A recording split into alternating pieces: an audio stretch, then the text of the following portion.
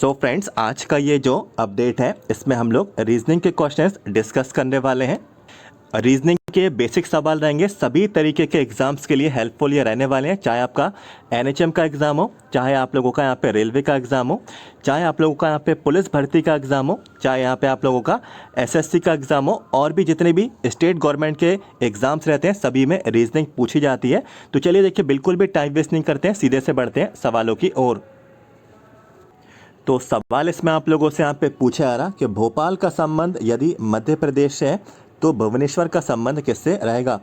गुजरात, उड़ीसा, राजस्थान, अरुणाचल प्रदेश। तो दोस्तों, जैसा कि आपको मालूम है, देखिए कैसे आपको उसको सॉल्व करना है। ये रिलेशन वाला सवाल है और जैसा कि आपको मालूम भी है कि मध्य प्रदेश की राजधानी भोपाल है, तो ऐसे ही आप लोगों को बताना है कि भुवनेश्वर किससे संबंधित रहने वाला है। तो दोस्तों देखिए, भुवनेश्वर जो है उड़ीसा से संबंधित ये रहेगा। उड़ीसा की राजधानी भुवनेश्वर है, तो इस चीज़ से जो है आपको ये लॉजिक फाइंड आउट करना है। बढ़ते हैं अगले सवाल की ओर। अगला प्रश्न है कि 6 का रिलेशन 13 से है तो 11 का रिलेशन किससे रहेगा? ऑप्शन दे दिए गए 27, 30, 23, 25। तो देखिए कैसे ये फाइंड आउट आपको करना है कि 6 का रिलेशन 13 से किस तरीके से है। तो देखिए 6 का रिलेशन 13, तो इसका हमें यहाँ पे फाइंड आउट करना है। देखिए अगर आप लोग 6 का मल्टीप्लाई अगर आप लोग जो है 2 से करेंगे तो 6 दूनी यहाँ पे क्या 12, और 12 में एक आप लोग यहाँ पे जोड़ देंगे तो ये हो जाएगा 13। तो इस तरीके से जो है हमने इस तरफ वाले पार्ट का लॉजिक फाइंड आउट कर लिया। अब हमें सेम टू सेम इसका यहाँ पे लॉजिक फाइंड आउट करना है इसी से। तो देखिए यहाँ पे मैं इसको खाली स्थान छोड़ देता हूँ। तो देखिए 11, इसका मल्टीप्लाई 2 से कर देते हैं तो 11 2 जा क्या होता है 22, और 22 में हम लोग यहाँ पे 1 जोड़ेंगे तो इसका जो राइट आंसर है यहाँ लिख देता हूँ। तो देखिए 23 इसका यहाँ पे राइट आंसर आ जाएगा। तो ऑप्शन सी राइट आंसर ये रहेगा। तो बहुत ही आसान सा सवाल था। बढ़ते हैं एक और अगले प्रश्न की ओर। अगला जो प्रश्न है देखिए RAGS इससे संबंधित है QYDO से, तो हमें बताना है DREG। तो इसका जो है संबंधित किससे? चारों ऑप्शन में से क्या रहेगा? कैसे फाइंड आउट करना है? तो देखिए सबसे पहले हम लोग इसको यहाँ पे लिख देते हैं RAGS, और यहाँ पे देखिए इसका संबंध किससे था? Q से, Y से, D से और O से। अब हमें किसका फाइंड आउट करना है? तो यहाँ पे मैं लिख देता हूँ DREG। तो देखिए यहाँ पे Q से R, तो यहाँ पे देखिए कोई भी गैप नहीं है। इसके बाद देखिए आगे जो है लिखा है Y, तो Y के बाद देखिए क्या आ रहा है? Y के बाद आ रहा है Z, तो Z के बाद आ रहा है A, तो एक का डिफरेंस यहाँ पे आ रहा है। इसके बाद देखिए लिखा है D, तो देखिए D E F फिर आ गया हमारा G। इसके बाद देखिए आगे लिखा है O, तो यहाँ पे देखिए O से P Q R, तो यहाँ पे 3 का डिफरेंस आ गया। तो देखिए यहाँ पे एक भी डिफरेंस नहीं था, और यहाँ पे एक डिफरेंस हो गया, यहाँ पे 2 डिफरेंस हो गए, यहाँ पे 3 डिफरेंस हो गए। तो सेम टू सेम हमें इस वाले में यहाँ पे लॉजिक को फाइंड आउट करना है और यहाँ पे अप्लाई कर देना है। तो D से पहले आता है C, तो हमारे देखिए सेम टू सेम यहाँ पे जो है ये वाला लॉजिक यहाँ पे फाइंड आउट हो गया C, और C जैसे हमने यहाँ पे फाइंड आउट किया, देखिए ये वाला ऑप्शन यहाँ पे चला गया और यहाँ पे B वाला ऑप्शन भी चला गया। इसके बाद देखिए यहाँ पे लिखा है R, तो R से पहले एक छोड़ के आएगा यहाँ पे Q, और Q से एक छोड़ के आएगा यहाँ पे P, तो देखिए P, और फिर यहाँ पे एक छोड़ के Q, फिर यहाँ पे आ गया R। तो यहाँ पे देखिए सीधे सीधे हमें ये ऑप्शन ए यहाँ पे मैच हो गया। फिर भी हम लोग उसको यहाँ पे फाइंड आउट कर लेते हैं। यहाँ पे देखिए B आ जाएगा, तो B, और यहाँ पे C D, फिर आएगा हमारा E, और उसी हिसाब से जो लास्ट वाला बचता है वो बचेगा हमारा C। तो C के बाद D E F G, तो सेम टू सेम देखिए C P B C, तो यही हमारा राइट आंसर रहेगा। ऑप्शन ए सही विकल्प ये रहने वाला है। बढ़ते हैं अगले सवाल की ओर। अगला जो सवाल है इसमें पूछ लिया गया रूस, मॉस्को, जर्मनी किससे संबंधित है? तो राजधानी पूछी आ रही है, तो मैं आपको बता देता हूँ, काफ़ी लोगों को नहीं मालूम होगा। जर्मनी जो है संबंधित वो रहेगा बर्लिन से, तो ऑप्शन सी राइट आंसर ये रहेगा।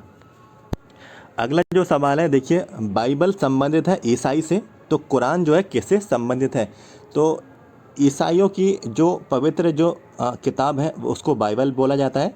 तो कुरान किसकी है? तो कुरान दोस्तों जो है इस्लाम की। तो ऑप्शन ए सही विकल्प ये रहेगा। तो ये भी रिलेशन वाला सवाल था। बढ़ते हैं अगले सवाल। अगला सवाल भी बहुत कॉमन है। बिल्ली यदि है म्याऊ से संबंधित तो घोड़ा जो है किससे संबंधित रहेगा? तो देखिए साउंड से संबंधित ये सवाल है। जो कैट है, जो बिल्ली है, उसका जो साउंड है म्याऊ है, तो घोड़ा जो है वो क्या यहाँ पे साउंड करता है? वो हिनहिनाता है। तो ऑप्शन बी राइट आंसर ये रहेगा।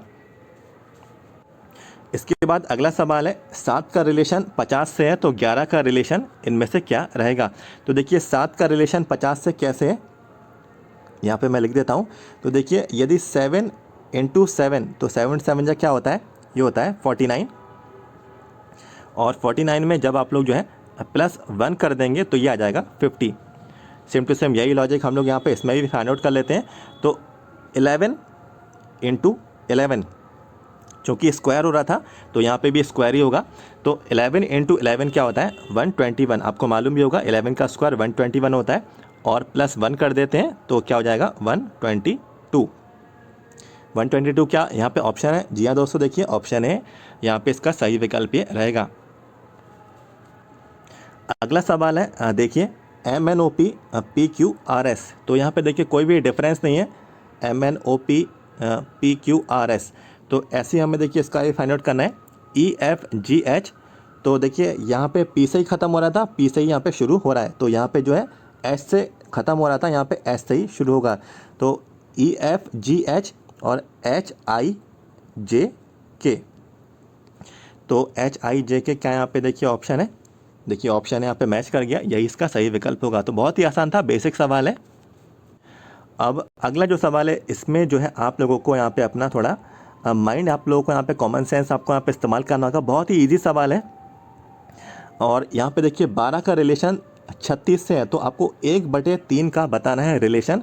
इन 4 ऑप्शन में से क्या रहेगा? तो देखिए दिखने में देखिए कितना टफ लग रहा है, लेकिन बहुत ही आसान है।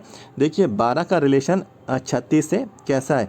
तो 12 का रिलेशन 36 से किस तरीके से है? तो देखिए 12 का मल्टीप्लाई अगर आप लोग जो है 3 से करेंगे तो 12 3 जा क्या होता है? 36। तो हम लोग ने इस तरफ का तो यहाँ पे लॉजिक फाइंड आउट कर लिया कि मल्टीप्लाई 3 हो रहा है यहाँ पे। क्या इस तरफ भी यहाँ पे फॉलो होगा 1/3 में? तो देख लेते हैं। तो यहाँ पे यहाँ पे एक तरफ लिख देता हूँ 1/3। तो हमें यहाँ पे देखिए मल्टीप्लाई करना है 3 से, तो × 3। तो देखिए ये 3 से 3 तो 1 टाइम गया और क्या आंसर आया हमारा? 1। तो देखिए क्या 1 यहाँ पे आंसर आ रहा है? देखिए बिल्कुल आंसर आ रहा है। ऑप्शन भी सही विकल्प ये होगा। तो देखिए बहुत ही आसान था। इसके बाद अगला सवाल है आप लोगों से पूछ लिया गया 512, 49, 216, 25। तो देखिए इसको मैं आपको यहाँ पे सॉल्व करके बता देता हूँ। 512 और फिर यहाँ पे कॉमा लगा के 49, कॉमा लगा के यहाँ पे 216 और कॉमा लगा के यहाँ पे 25। और फिर हमको बताना है कि 25 के बाद यहाँ पे कौन सी टर्म यहाँ पे आएगी, कौन सा नंबर यहाँ पे इन 4 ऑप्शन में से रहेगा। तो देखिए कैसे ये फाइंड आउट आप लोग यहाँ पे करेंगे। तो देखिए ये क्या है? ये हो गया 5 का स्क्वायर, 5 5 जा 25 होता है। और ये क्या हो गया? 216। तो ये 6 का क्यूब हो गया। तो 6 6 जा 36 और 36 × 6, तो ये 6 का क्यूब यहाँ पे हो गया। इसके बाद देख लेते हैं 49। तो 49 क्या हो गया? 7 का स्क्वायर हो गया। 7 7 जा 49 होता है। इसके बाद आ जाते हैं 512। तो देखिए ये 8 का क्यूब होता है। तो 8 8 जा 64 और 64 × 8, तो ये होता है 512। तो 5 का स्क्वायर 6 का क्यूब, 7 का स्क्वायर 8 का क्यूब। मीन्स इस तरफ जाने पर जो है वैल्यू है बढ़ती जा रही है। देखिए 5 6 7 8 और स्क्वायर भी दोस्तों यहाँ पे देखिए बढ़ते जा रहे हैं। तो हम लोगों को ये वाली वैल्यू फाइंड आउट करनी है। तो इस तरफ हमें जाना है तो वैल्यू क्या हो जाएगी? इससे एक कम यहाँ पे हो जाएगी। तो देखिए 5 के पहले क्या आता है? 4। और यहाँ पे देखिए क्यूब हो रहा था, स्क्वायर हो रहा है, क्यूब हो रहा है, स्क्वायर हो रहा है। तो यहाँ पे क्या होगा? क्यूब होगा।